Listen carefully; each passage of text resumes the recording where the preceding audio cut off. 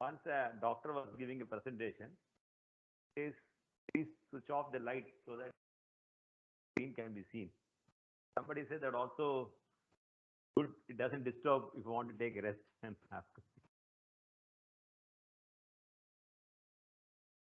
I don't have experience as a judge. You all have a lot of experience in it. You used to joke just as honorable judges share joke about the members of the bar. Bar members also joke about the judges slightly. So if you want to take rest when some boring case is going on and you don't want others to know you're having a night nap, then they say first close your like this. And when you are about to get up or wake up, you should not suddenly remove your hand. You should keep like this and ask the counsel. But counsel have never argued this point like this in the lower court. So that statement you can make in any case. The poor lawyer will say, no, my lords, I have taken this, but not anyway in this manner. Then you get back to your so how to. So we will try. Today the topic is on interpretation of statutes. This is a lifetime job, and all of you know on every interpretation there can be one set of principle. Exactly another contrary principle also will be there. That's what interpretation is, or misinterpretation. Justice Chandrakar Reddy said, lest my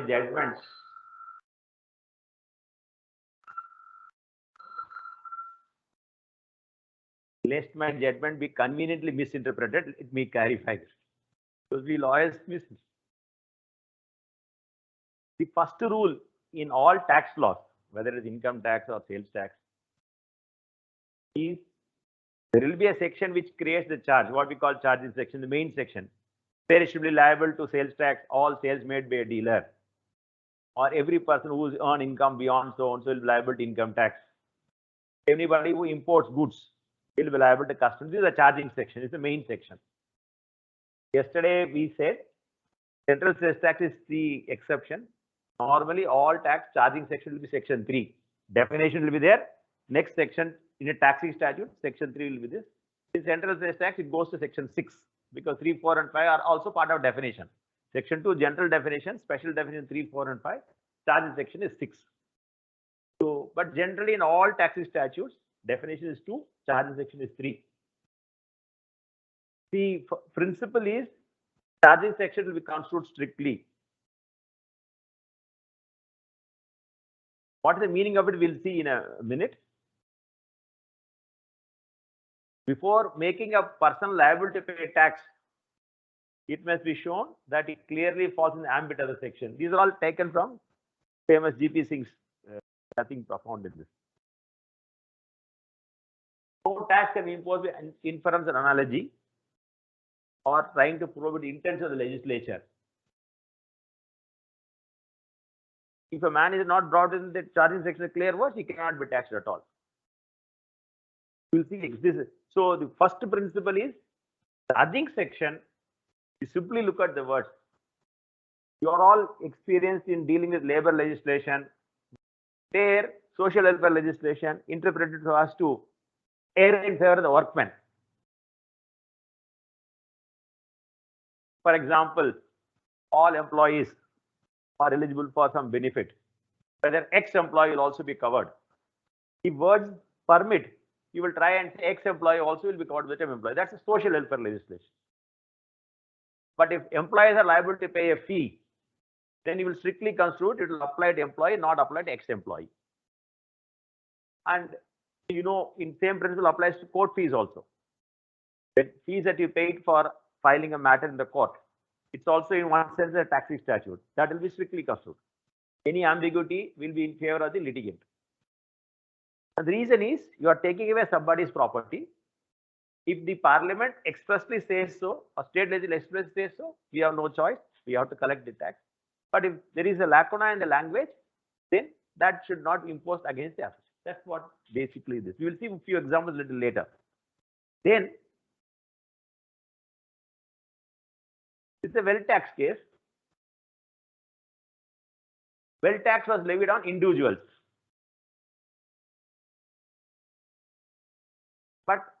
some individuals came together to form a partnership firm. So the wealth tax department levied tax on the partnership firm, saying that what is partnership firm? Partnership firm is nothing but conglomerate of individuals. Supreme Court said, Mr. Your section, wealth tax section says there will be tax on individuals. You cannot say a company consists of shareholders. Ultimately, everything will be made of natural persons at one stage. Similarly, partnership firm may be a group of individuals, but it will not be an individual. It will not be an association of person also. So our submission is, this is a simple example of why in a taxing statute, strict construction should be, no purposive construction should be. You may say people will deliberately form partnership firm and evade wealth tax. But that is for the parliament remedy.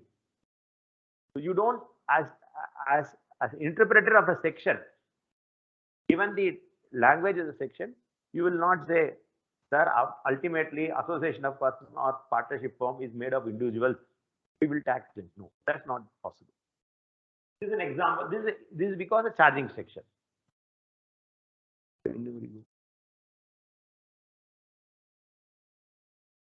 I will give another example because that's a famous judgment. Therefore, it is often repeated in all books. It's a sales tax case. This is a wealth tax case. That's a sales tax case. On fabric, kapda bolte na, fabric was always liable to sales tax.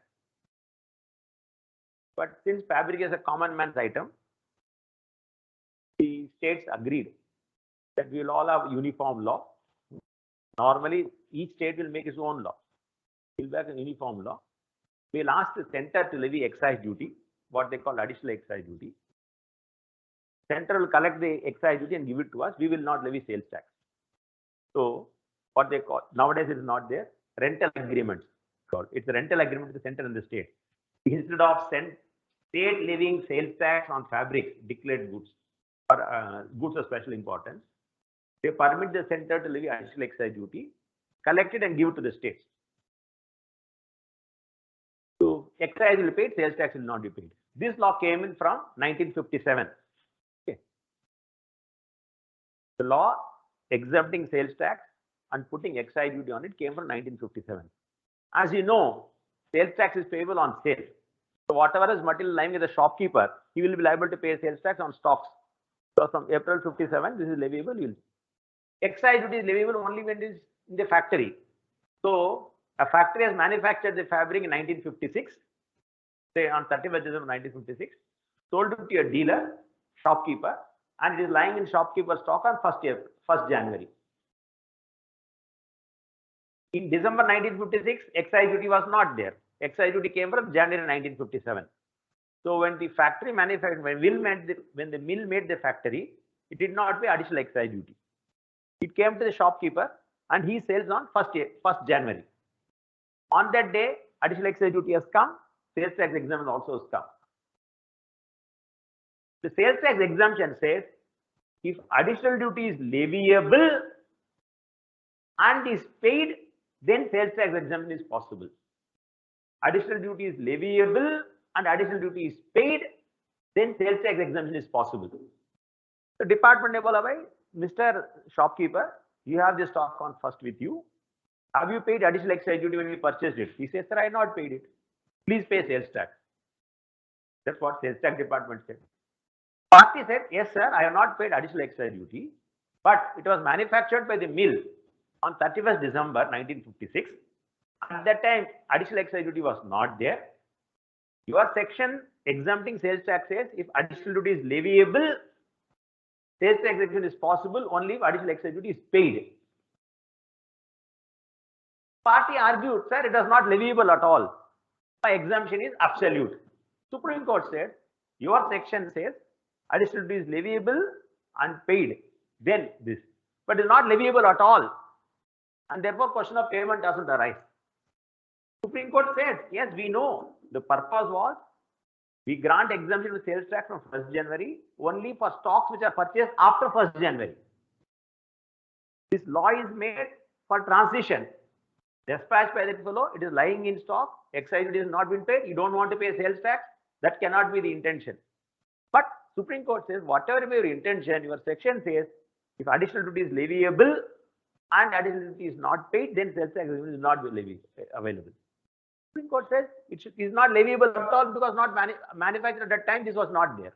So this is an example of how you will construe the section strictly, charging section. The wealth tax example I gave, this number of examples can be there on that. But anything and everything in tax law is not subject to this principle that you will construe the words strictly. When you say we will construe the word strictly, you will just not look at what is the intention, what is the objective, who wants to be benefited. But what we do in a pollution matter, for example, pollution control matter. Purpose is to prevent pollution. Therefore, given a doubt, you will give an interpretation to prevent pollution. Social legislation, Minimum Wages Act, Payment of Wages Act. But taxing statute, क्या बोलते हैं घोड़ा को? You put a like a horse, you just don't look here and there. You focus only on the section. Section says this: individual is liable to wealth tax. Are you an individual? You are a partnership firm. Partnership is made of individual, but it doesn't matter. You are not liable to wealth tax. That principle of mechanical or strict application will apply only to charging section. It is incorrect to say every section in a taxing statute should be treated in the same manner.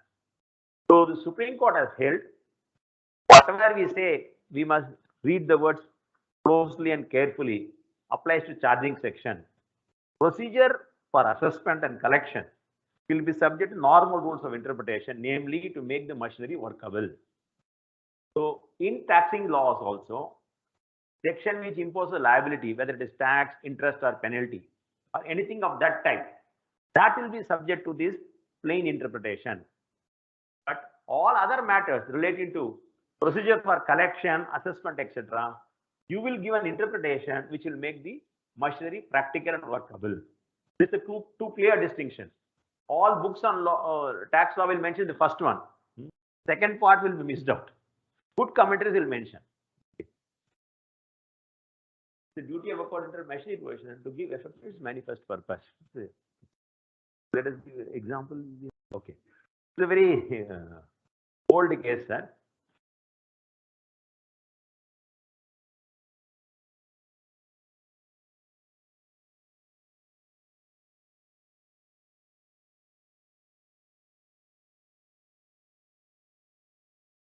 This was a case of interest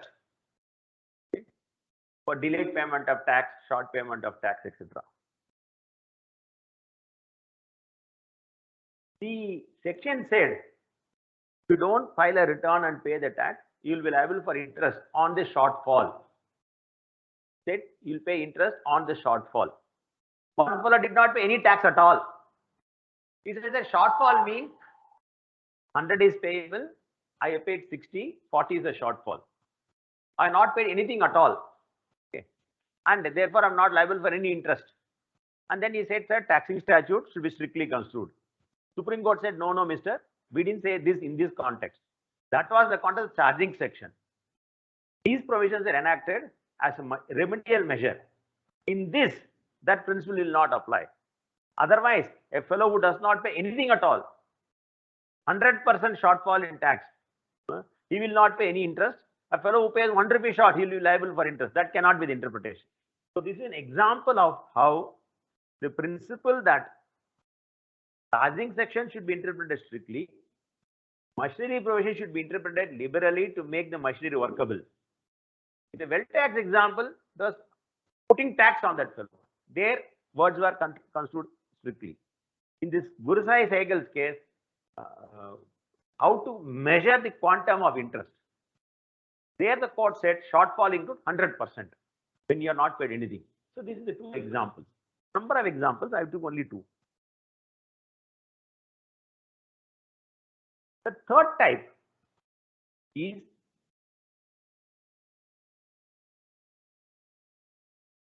whenever law makes parliament or state legislature enacts tax law, simultaneously power to grant exemption is given to the government, executive. This is inevitable because very complex. And Indian cases, lobbies always work.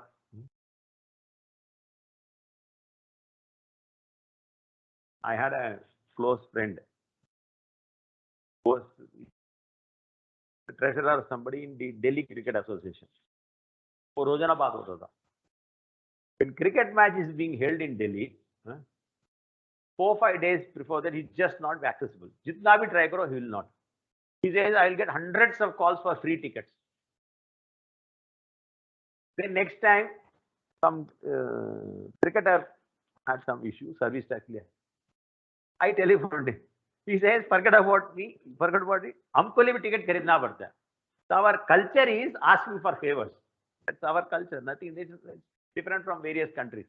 Similarly, if moment a tax is put, businessmen go and meet the cabinet and say that you are putting tax on cycle. Please don't put cycle tax. So then they will write cycle exemption. Once cycle is granted exemption, somebody will say cycle rickshaw will get exemption or not. So exemptions are inevitable in Indian context. And that is given by the executive. Now, how to interpret an exemption? This judgment of Dilip Kumar Ray is a constitution bench judgment of 5 judges of the Supreme Court in 2018, penned by my Lord Justice Ramanna. It's a constitution bench judgment, not a 2 judgment, a 5 judge bench judgment. This time the Supreme Court settled the controversy and said,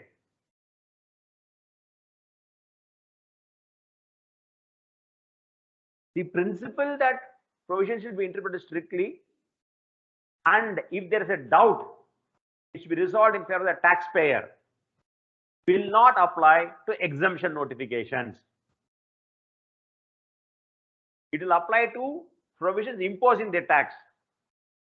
Provisions relaxing the tax and exempting tax. If there is an ambiguity, it should be resolved in favor of the government and not the taxpayer.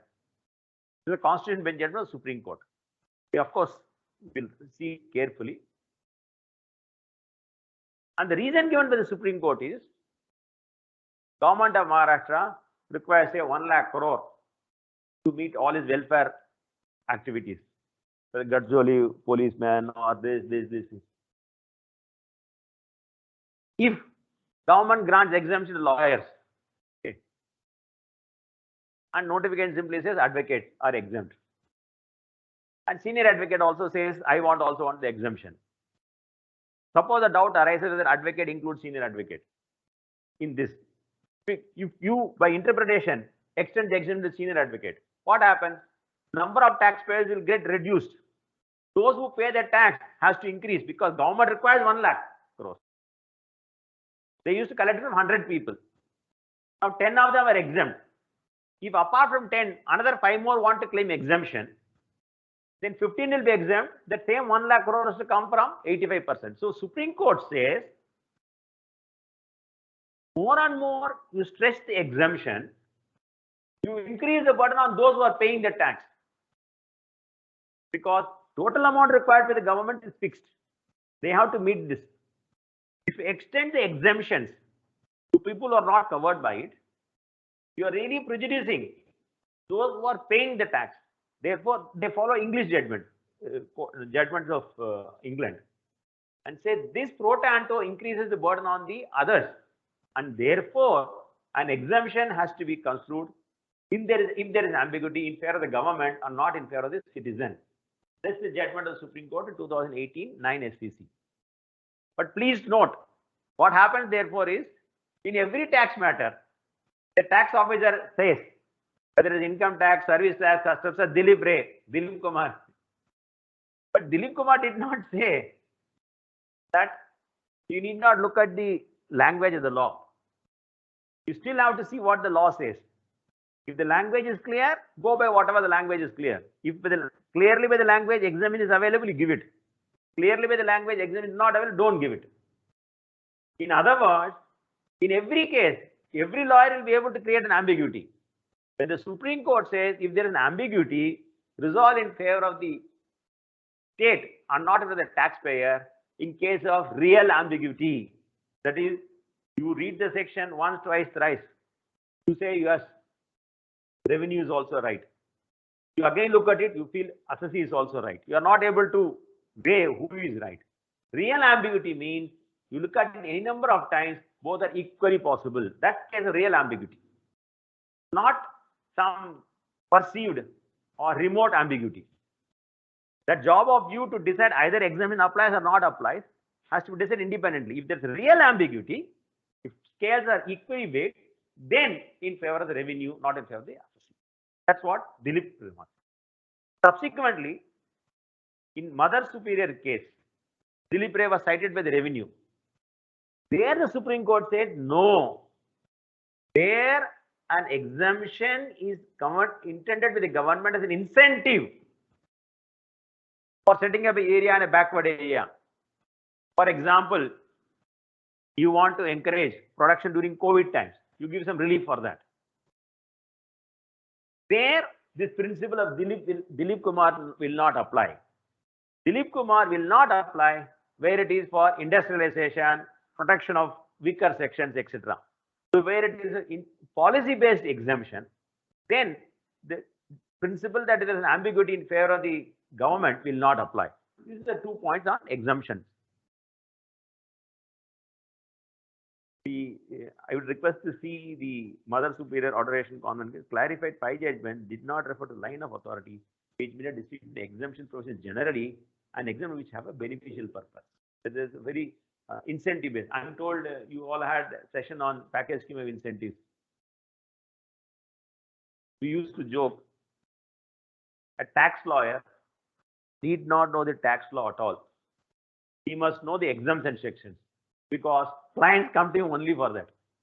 Tax देना तो हमको मालूम है sir. Whether it is income tax, sales tax, customs, etc., all of us survive only on exemption provisions uniformly. And maximum disputes today in sales tax all over the country is only on these backward area incentives and the schemes in that. You will get 100% of capital employed. What is the meaning of capital employed? Then you should have commenced production by such and such date. What is the meaning of commencement of production? Whether sales should be necessary, production is necessary, all kinds of disputes. And if you sell to sister concern at an abnormally high price, you are wanting exemption here.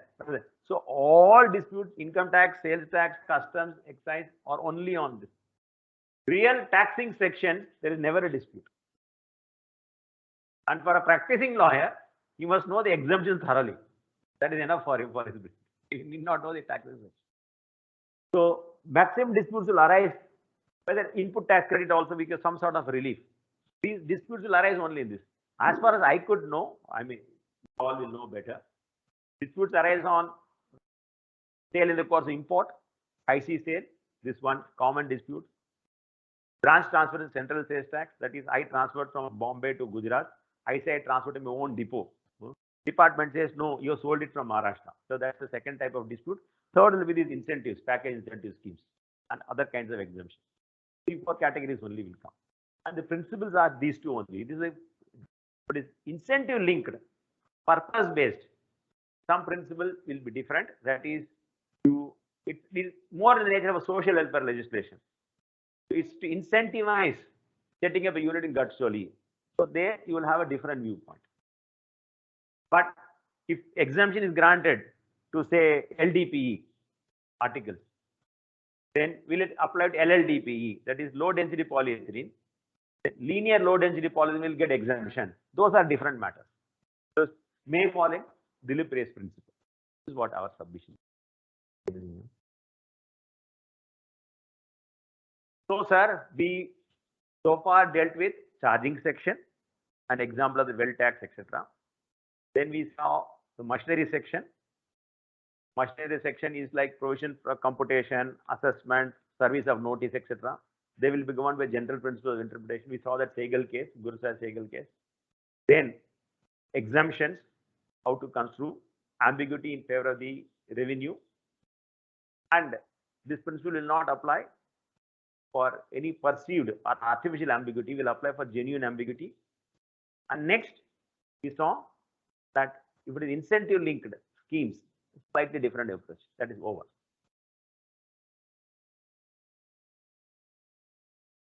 Next topic of frequent occurrence, at least in Indian context, is this contemporary exposito. I'm told that now in England, they don't allow Latin maxim to be used because nobody follows them. Nobody understands them. What does this mean? We don't know.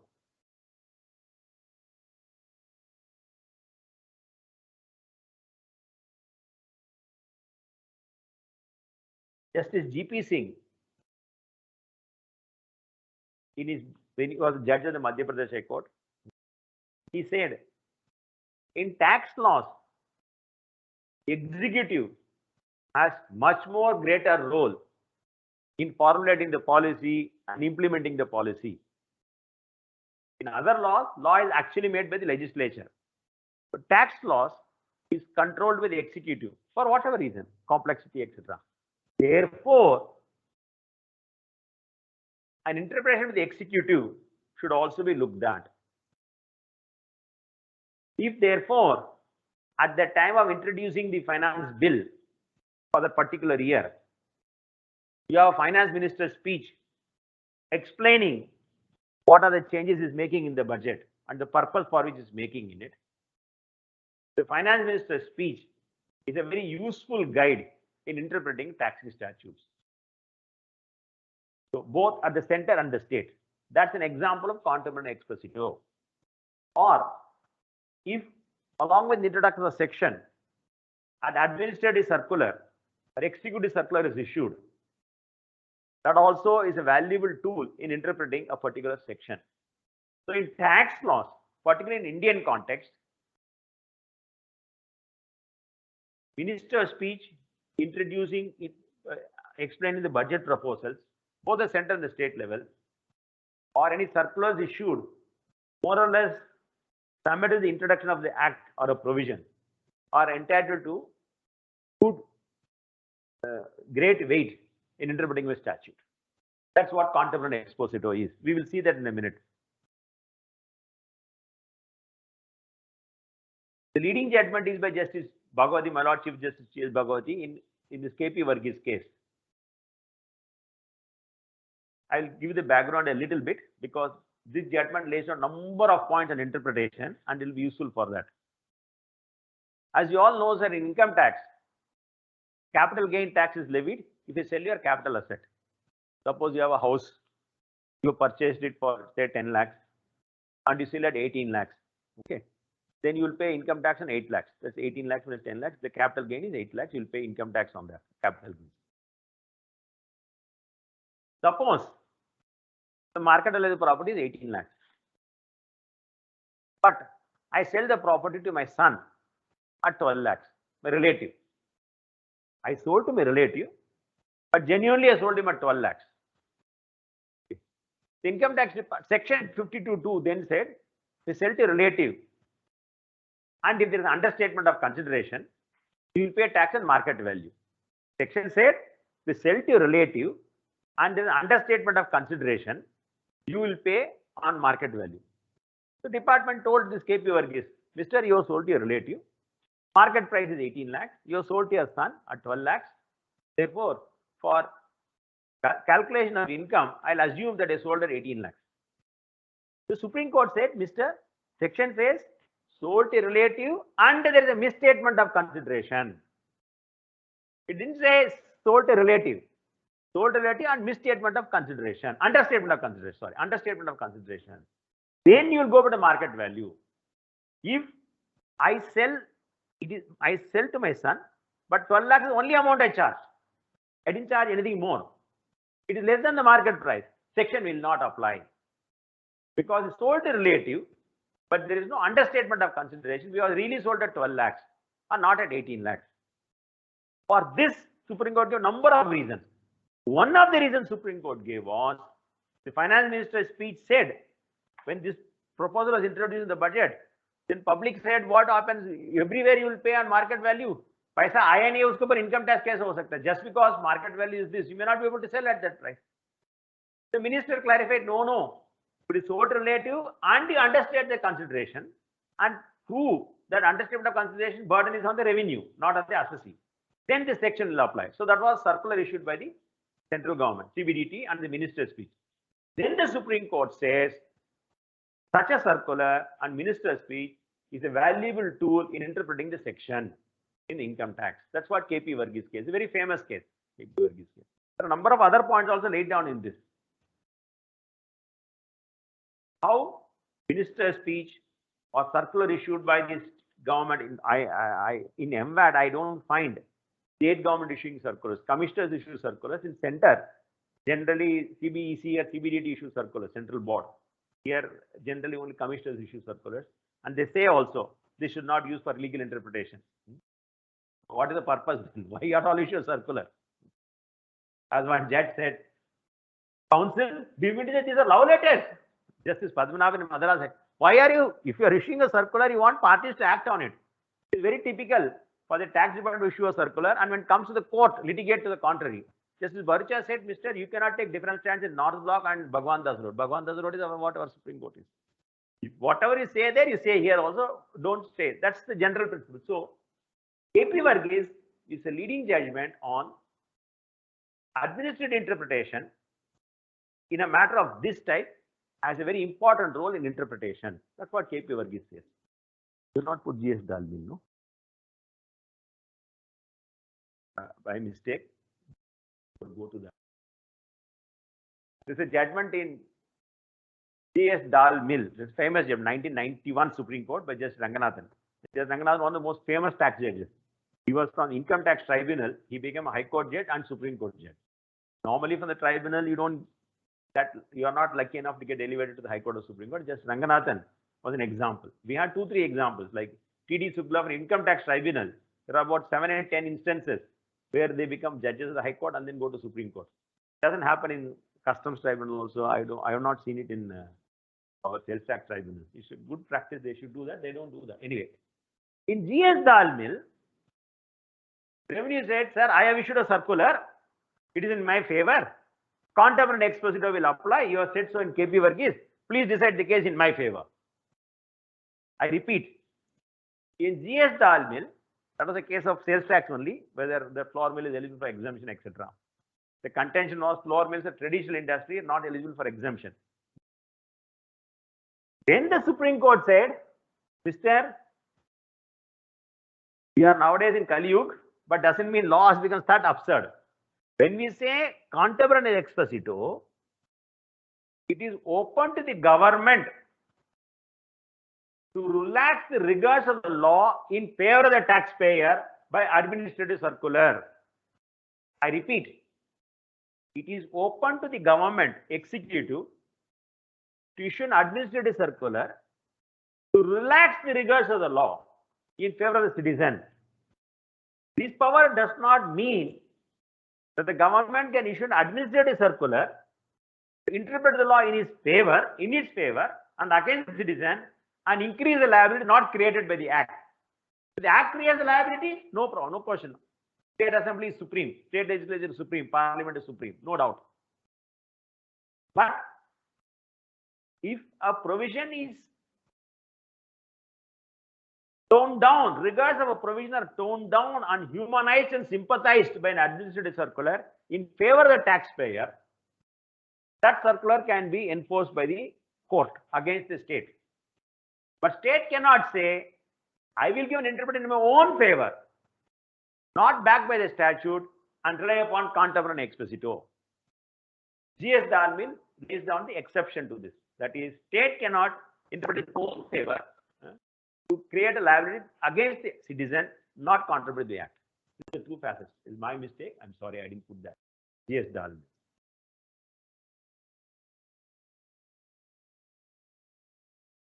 The fourth topic, which frequently occurs in sales tax, it used to occur much more frequently earlier. Now in MVAT, it's little less. And a very fascinating topic. This is legislation by reference or legislation by incorporation. Whatever sab there, kuch nahi hai. Once you understand, there is nothing in it.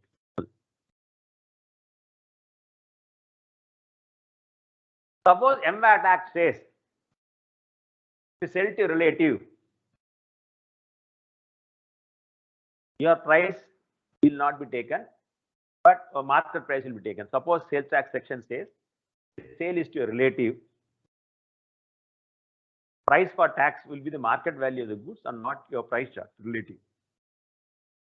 And then there is one more line in the section. Relative will have the same meaning as given in section 4 of the Companies Act 1956. Take this example. So MVAT Act says, if you sell to a relative, you will pay tax not on the billing price but the market value. And then Sales Tax Act says, relative will have the same meaning as in section 4 of Companies Act 1956. We all know Companies Act 1956 has been repealed and replaced by Companies Act 2013. Okay, sir? 56 Act has changed. Now, a sale is made by me to a relative in 2015. The sales tax officer says, sir, you sold to a relative, you sold at 100 rupees, market value is 150 rupees, you pay sales tax 150 rupees. He will tell me. I will tell him, sir, which is the law?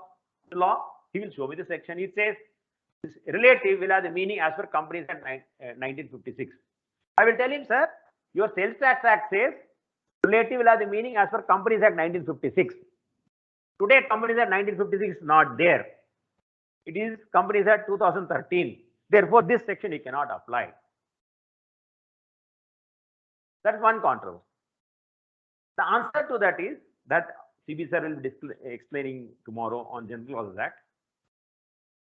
When MVAT Act was made in 2005, at that time Companies Act 1956 was there. In 2013, Companies Act 1956 is replaced by Companies Act 2013. You don't expect all legislatures to keep on changing, whether any central act is changed, then keep on amending it. General Laws Act will say reference to Companies Act 1956 will be automatically treated as reference to corresponding provision of Companies Act 2013, Section 8 of General Laws Act. We will see that. In other words, reference in MVAT Act of 2005 to Section 4 of Companies Act 1956 will be automatically treated as corresponding provision to 2013 Act as and after 2013. Yes, sir. This is simple, no problem in this. Now, we'll take another example in this. Companies Act 1956, Section 4 continues as it is, no change. Companies Act 2013 has not come. Okay. Suppose when MVAT Act was made in 2005, relative was defined in Companies Act to include husband and wife only.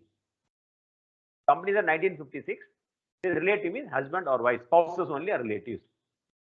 Brother, sister are not relatives. MVAT Act कब बनाया? 2005 में.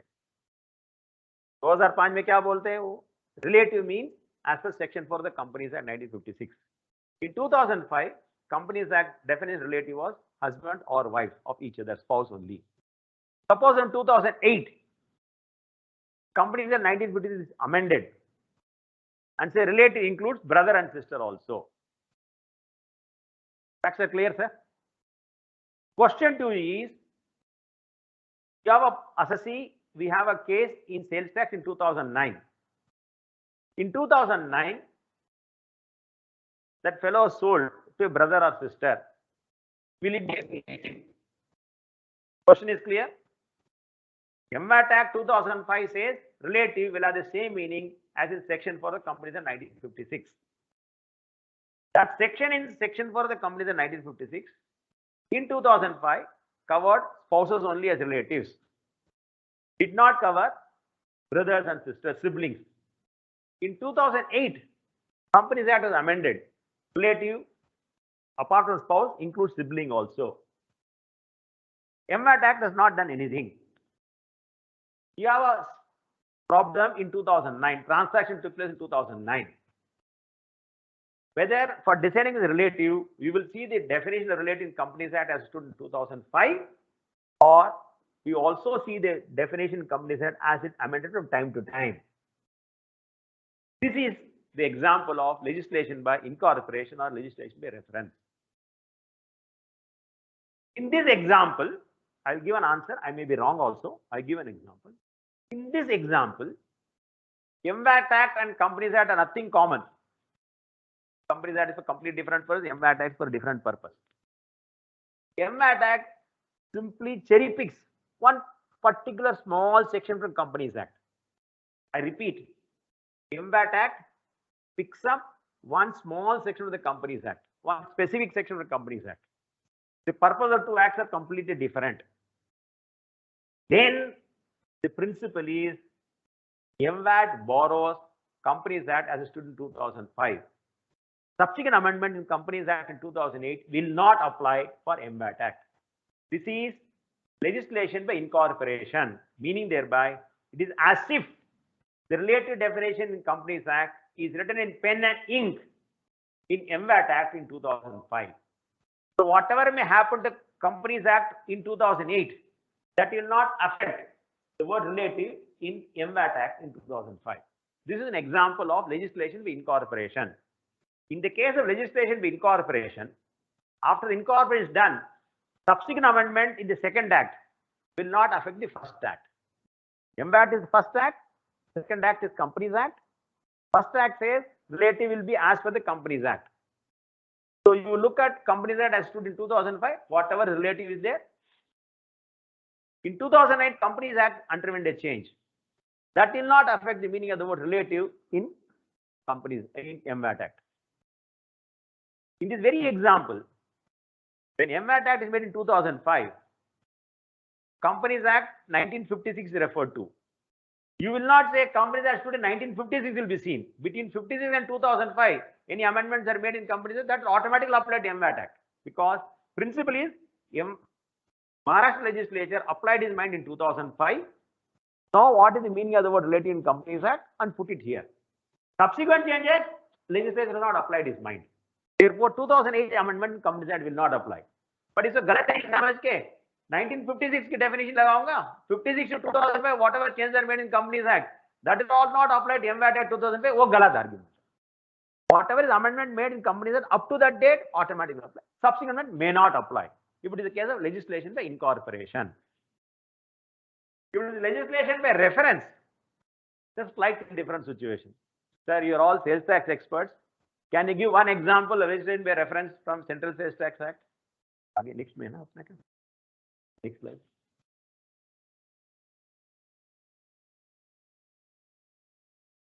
Sir, yesterday we discussed Central Sales Tax Act, how concepts, how in order to benefit the dealer, they say you don't have to be registered in both Maharashtra and Gujarat, you register yourself in Maharashtra. But there are two headaches, one the local act and CST Act. And the sales tax officers or VAT officers of MVAT automatically access Central Sales Tax also. मैंने कल बताया था central sales सिर्फ 3 section है, 3, 4 and 5. It has given a lot of money for us.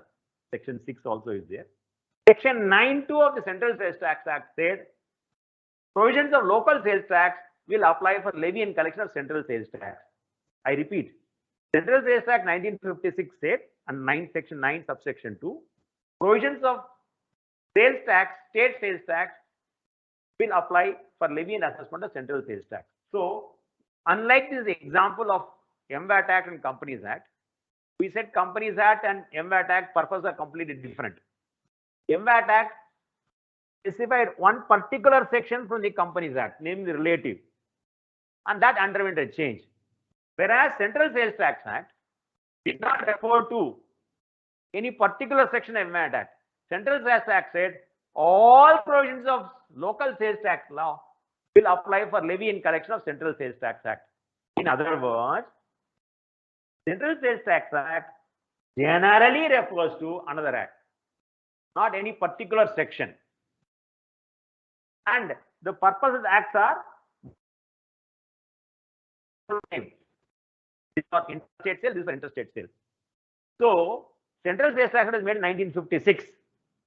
Can anybody argue that Bombay Sales Tax Act, what is that, 1947, 1953, Bombay Sales Tax 1953, as it was in 1956, alone will apply for GST? Sir, we now have MVAT Act 2003. Prior to that, we had 1959. Prior to that, we had Bombay Sales Act 1954 and 53. Okay. So Central Sales Act was made in 1956. Section 9(2) provisions of act will apply for Section 9.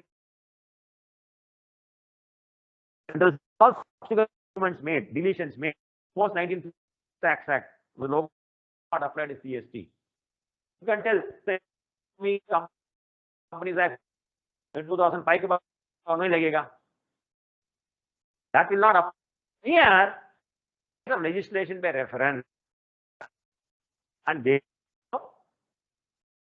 stood from time will apply attack or GST purposes. Fact is similar for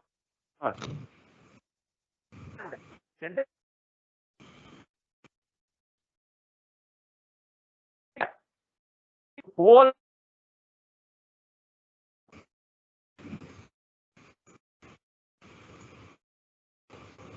from time.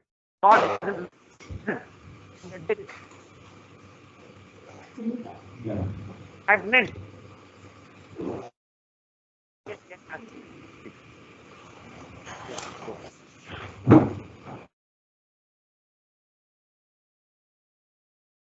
This topic because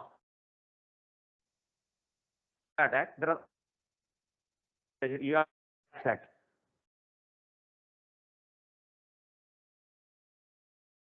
It attack. Polish those that.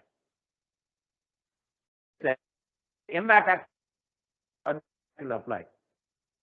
Mean by that subsequent amendment or pro made.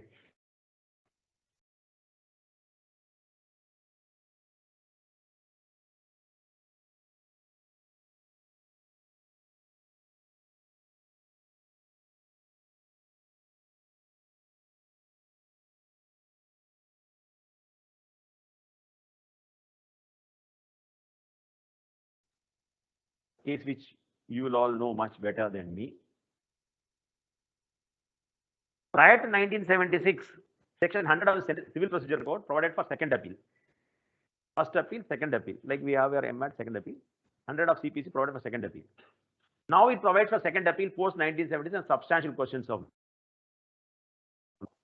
Prior to 1976,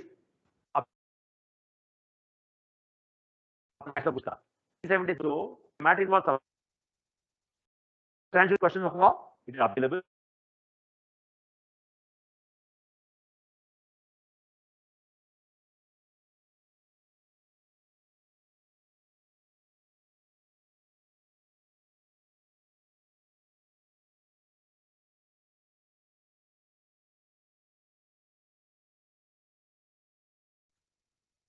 The Act.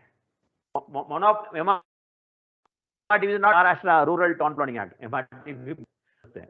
Monopoly is restricted trade practice in 1969. Like our Competition Commission, MRTP Act, 1969. MRTP Act said you can appeal from the MRTP Commission's order to Supreme Court, and Section 100 of CPC will apply. So MRTP Act was made in 1969. It says provisions of Section 100 of CPC will apply for appeals to Supreme Court from MRTP Commission's order. Then in 1976, CPC was amended and second appeal was confined to a substantial question of law. A question now arose before the Supreme Court when appeal is filed in 1977, whether it will be governed by CPC as it stood in 1969 when MRTP Act was made, or it will be governed by CPC as it stood in 1977 when the appeal was being filed. In other words, when MRTP Act, Monopoly Restricted Trade Practice Act 1969, referred to appeal provisions of CPC, it's a reference by legislation by incorporation or legislation by reference. But legislation by reference, all subsequent amendments will apply. If legislation by incorporation, the law remains frozen and stagnant. Very is clear? Now you please tell me, is it an example of legislation by incorporation or reference? What is your guess, sir? Anybody can give an answer. Facts are clear? Anyone can give an answer? Other than Sahil, because he has prepared it, he knows the answer. कुछ भी बताइए ना, any one of you. You guess, there are only two views possible. 1969 MRTP Act was made, CPC section 100 as in 1969 will apply, or CPC was amended in 1976. The amended section 100 of CPC will apply to MRTP Act post 1976. That's the only question. Absolutely correct. Who said, sir? I was not able to see. Thank you. Correct. And that's what Supreme Court said. Because it is referring to one particular section and objects are different. MRTP Act is to prevent monopolies, etc. CPC is regulated the procedure. Therefore, in the case of legislation by incorporation, subsequent amendment will not apply. That's the example. This में reference का भी दिया क्या हमने पहले? Yes. Next slide, sir. Go back. So that this is very important and it will arise before you every day nowadays. Sales tax says cotton fabrics as defined in central excise are exempt from sales tax. Cotton fabrics as defined in central excise are exempt from sales tax. That's the law in 1957 or so. Central Excise Act, cotton fabrics बढ़ गया बाद में. पहले cotton fabrics was only plain fabric. Subsequently, even coated fabrics were covered by Central Excise Act. So, Sales Tax Act in 1957 said cotton fabrics as defined in Excise Act are exempt from sales tax. In 1957, cotton fabrics in Central Excise Act covered only plain fabrics. In 1969, cotton fabrics was amended in Central Excise to include coated fabrics also. अपना Rexin वगैरह जो है. Now, question arises, post 1969, when sales tax exemption is for cotton fabrics, on cotton fabrics will be as per Central Excise Act. These coated fabrics will also be exempt from sales tax or not. That was the question before the Supreme Court. In this context, Supreme Court says the purpose was whatever is subject to excise duty, additional excise duty, sales tax is to be exempted. That is the purpose. If that is the purpose, then when sales tax says cotton fabrics as per Central Excise Act, it will mean cotton fabrics are stood from time to time. So law did not remain frozen or stagnant as in 1957. This is the case of attestation. This problem arises in MVAT also. MVAT now says classification would be as per Central Excise Act, Central Excise Tariff Act करके वो आप सामने आएगा matter. But fortunately, current notifications say in MVAT as amended from time to time. This problem is solved by legislature by saying as amended from time to time, as it stood from time to time. Therefore, automatically subsequent amendments will also apply. This is example of legislation by reference. Which may any slide missed out?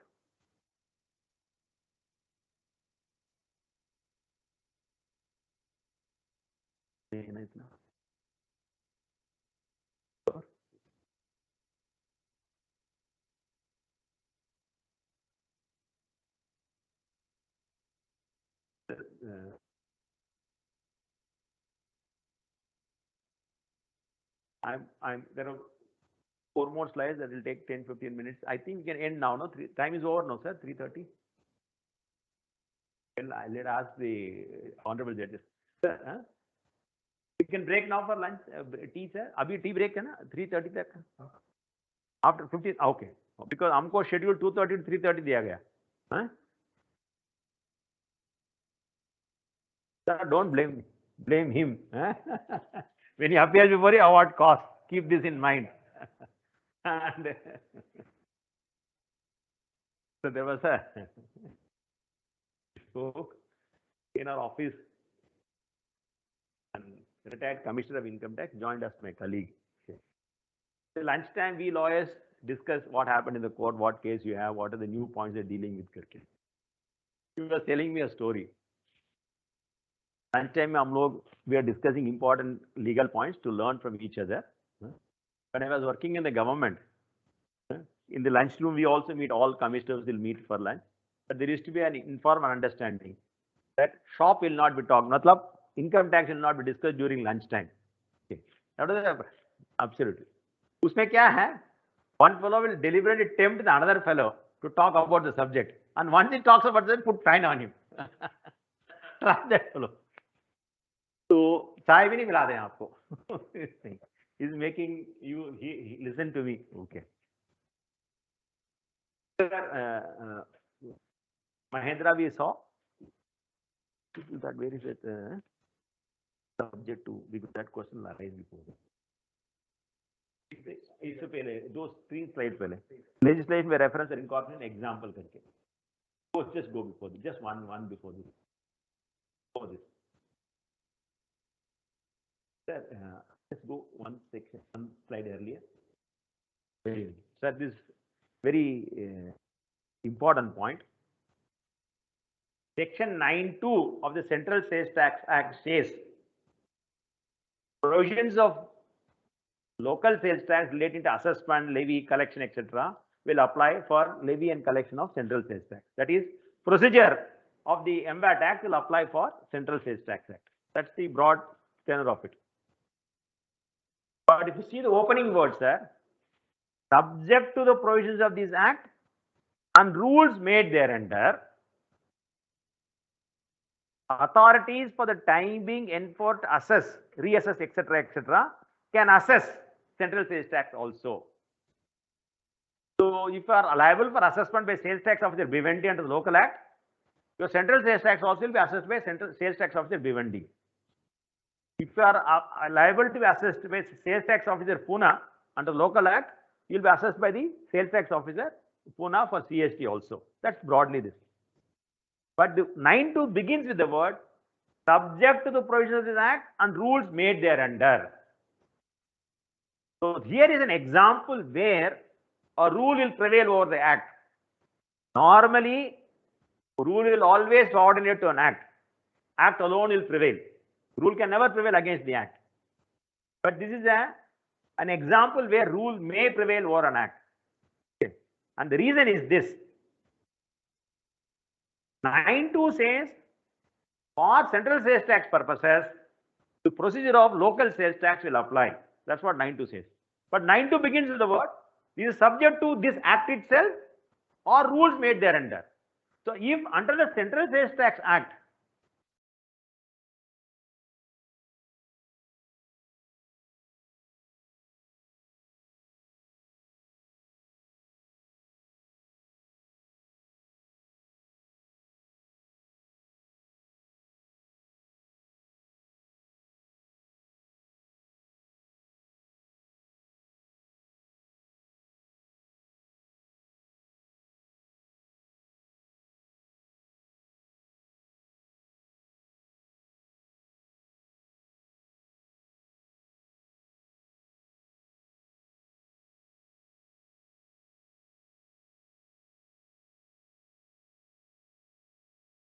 one point under Central Sales Tax will be, I am sure it will be discussed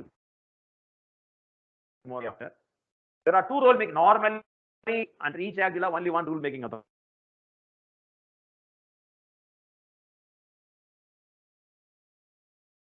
There are two rule making authorities. One, the government makes the rules. What is called Central Sales Tax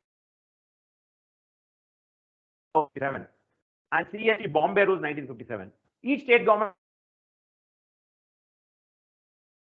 13 CST Act, state government has the power to make rules. Under 13(1), central government makes the rules. For central government make rules of some topics,